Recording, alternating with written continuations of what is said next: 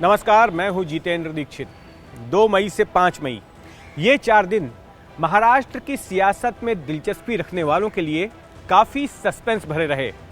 2 मई को शरद पवार ने एनसीपी प्रमुख के पद से इस्तीफे का ऐलान किया और 5 मई की शाम को अपने उस ऐलान को वापस ले लिया।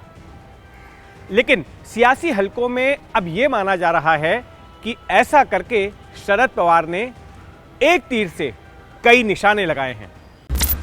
2 मई को दक्षिण मुंबई के वाईबी चौहान सेंटर में मौका था शरद पवार की राजनीतिक आत्मकथा के लोकार्पण का। इस आत्मकथा में शरद पवार ने कई विस्फोटक बातें लिखी हैं। महाविकास आघाड़ी में गठबंधन के पार्टनर शिवसेना और कांग्रेस के खिलाफ कई तीखी टिप्पणियां की हैं। लेकिन इससे पहले कि उनकी लेखनी किसी प्रकार का हड़कंप मचा पाती, उन्होंने कार्यक्रम में ही एक और बड़ा विस्फोट कर दिया। उन्होंने ऐलान किया कि वे एनसीपी के प्रमुख के पद से रिटायर हो रहे हैं, वे अपना इस्तीफा दे रहे हैं। उसी कार्यक्रम में शरद पवार ने यह भी ऐलान किया कि अगला एनसीपी अध्यक्ष तय करने के लिए एक वरिष्ठ नेताओं की कमेटी बनाई जाएगी और यह कमेटी तय करेगी कि अगला एनसीपी अध्यक्ष कौन होगा। इसके बाद कई नामों की चर्चा होने लगी।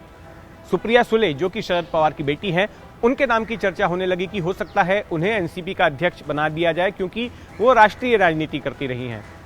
इसके बाद अजीत पवार का भी नाम चलने लग गया। कई लोगों का मानना था कि अजीत पवार बनाए जा सकते हैं क्योंकि पार्टी पर उनकी अच्छी पकड़ है। कई सारे विधायक ऐसे हैं जो कि अजीत पवार के साथ में हैं और ऐसे में उनके कद को देखते हुए अजीत पवार को बनाया जा सकता है।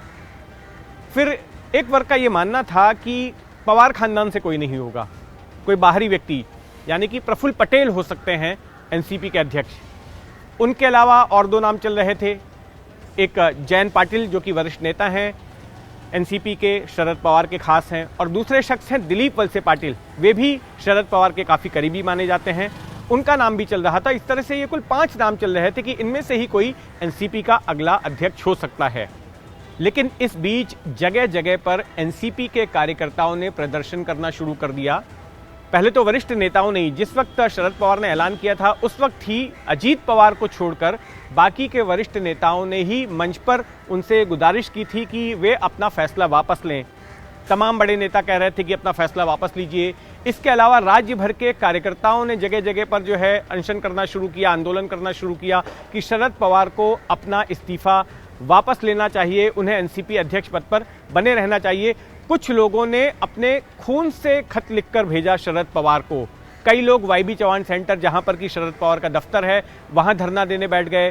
कई लोग उनसे मिलने के लिए उनके घर पर गए और कई तरह का दबाव जो है शरद पवार के ऊपर बनाया जाने लगा। यही नहीं, पार्टी के बाहर से भी उन पर दबाव बनाया गया और अलग अलग पार्टियों के नेताओं के शरद पवार के पास में फ़ोन आए। कांग्रेस की तरफ से फ़ोन आया, उसके बाद में डीएमके की तरफ से फ़ोन आया और बाकी की जो क्षेत्रीय पार्टियां थी उनकी तरफ से भी शरद पवार को फ़ोन किए गए कि वे अपने फैसले पर पुनर्विचार करें।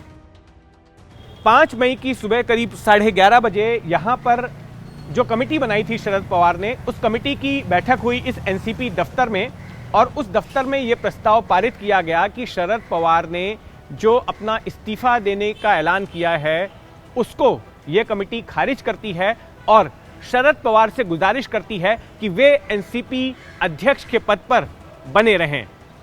इस प्रस्ताव के पारित होने के बाद वे सभी एनसीपी के नेता यहां एनसीपी भवन से निकलकर शरद पवार के घर पर सिल्वर ओक गए और वहां पर फैसले की जानकारी दी कि कमेटी ने यह फैसला किया है कि आपको ही अध्यक्ष पद पर बने रहना है। शरद पवार ने कहा कि मुझे कुछ घंटों का वक्त दीजिए, मैं सोचकर आपको बताता हूं कि मैं ये फैसला स्वीकार करता हूं या नहीं करता हूं।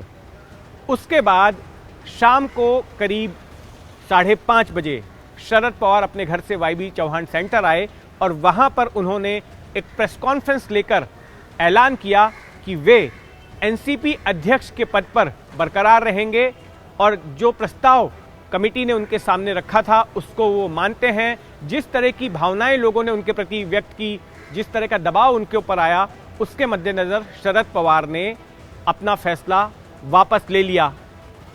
सियासी पंडित मानते हैं कि पहले इस्तीफा देकर और उसके बाद इस्तीफा वापस लेकर शरद पवार ने एक तीर से कई निशाने लगाए हैं। एक तो उन्होंने इस पूरे घटनाक्रम के जरिए ये परखने की कोशिश की कि उनका नेतृत्व पार्टी में कितने पानी में है। दूसरी अहम बात कि उन्होंने एक तरह से पार्टी में अपनी स्थिति को और भी मजबूत कर लिया। जिस तरह से भावनात्मक तौर पर लोग उनके पास आए, जिस तरह से तमाम नेताओं ने उनके प्रति अपना समर्थन जताया, तो इससे पार्टी को उन्होंने फिर से एक बार जो अलग अलग गुटों की बात हो रही थी, फिर से एकजुट करने की उन्होंने कोशिश की। और सियासी हलकों में सबसे अहम इस बात को माना जा रहा है कि उन्होंने अजीत पवार की ओर से कथित तौर पर जो फिर से बगावत की कोशिश चल रही थी, उसकी हवा निकाल दी है। जी हां, बीते चंद दिनों से ये बात चल रही थी कि अजीत पवार जो है वो बीजेपी से संपर्क में हैं और पार्टी को तोड़कर बीजेपी के साथ जा सकते हैं। हाल फिलहाल में उन्होंने कुछ ऐसे बयान भी दिए जो कि बीजेपी की तरफदारी करते नजर आए थे और पीएम मोदी की भी वो तारीफ कर रहे थे। पीएम मोदी का कई मामलों में समर्थन कर रहे थे। मैं कहूँगा कि जैसे उनकी शिक्षा की डिग्री को लेकर जो मुद्दा चल रहा था, अडानी को लेकर मुद्दा चल रहा था, उसको लेकर अजीत पवार ने भी मोदी के पक्ष में बात की थी, खुद शरद पवार ने भी बात की थी। लेकिन शक के दायरे में अजीत पवार ही थे। उन पर बार बार ये शक जताया जा रहा था कि वे फिर कोई राजनीतिक खेल कर सकते हैं और इस्तीफा देकर और फिर वापस लेकर जो घटनाक्रम पैदा हुआ, उससे उन्होंने अजीत पवार के मंसूबों की हवा निकाल दी। लेकिन कई लोगों का ये मानना है कि पिक्चर अभी बाकी है। ये जो 4 दिनों का घटनाक्रम हुआ, वो तो सिर्फ पिक्चर की शुरुआत भर है। असली खेल महाराष्ट्र में अब जल्द ही शुरू होने जा रहा है।